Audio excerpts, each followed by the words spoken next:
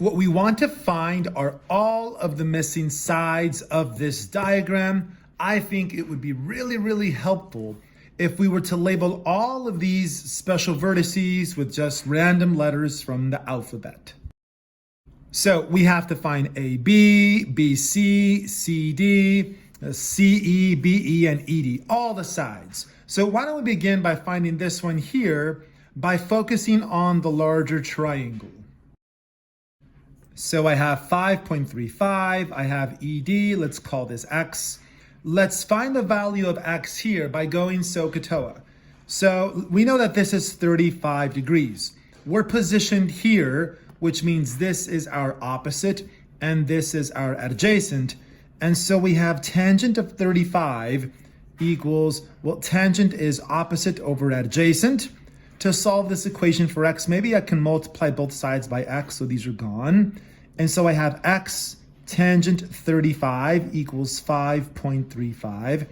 And then I can divide both sides by tangent 35. Make sure that your calculators are in degrees, and let's see what we get. So I have about 7.64 for this ED right there.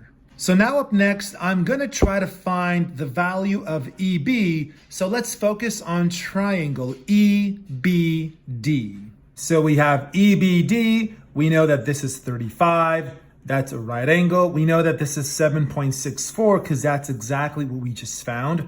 Why don't we now find this guy here? Do I use tangent, sine, or cosine? Well, look, this is where you are. From here, this is your opposite. And this is actually the hypotenuse because it's across the 90 degrees, right? So you got to be careful. If it's across the 90 degrees, that's your hypotenuse. So from here, I have opposite and hypotenuse, which means sine. Sine is opposite over hypotenuse. And so if you multiply both sides by 7.64, let's see what that is. So we get about 4.38 for EB, which is this right here. How if you focus at this triangle here, that if this is 45, then this is also 45, which means those are the same because it's isosceles. So we just found that BC is also 4.38, right? If you look at triangle EBC, 45, 45, 90, these legs are the same. How about next we find AD? Let's draw the whole thing and let's find AD. Looking at the whole triangle without the inner distractions down here, let's find the hypotenuse by going Pythagorean theorem. So Pythagorean theorem tells us that AD is about 9.33. So we have AD is about 9.33. Why don't I actually put the labels of the things we found so far? Well, how about we focus on ABE? Let's draw a triangle. Here we go, A, B, and E, where we know that's also 90 degrees. And we know that this here is 4.38, and we know that this hypotenuse is 5.35. Let's find this X there by going A squared plus B squared equals C squared. Okay, so I got about 3.07 for AB. So in our answer key, AB is about 3.07. So that's about here, 3.07. And now finally to find CD, we can go this plus this and subtract that from that because 933 is all of it. So if I take away this plus this from that, the leftover is going to be this here.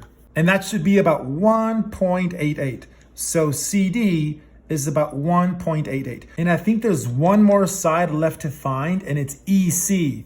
It's kind of sneaky, but there it is. So for EBC, we found 4.38, 4.38. Let's go Pythagorean theorem to find the hypotenuse here. So let's go A squared plus B squared equals C squared, and then we'll find X.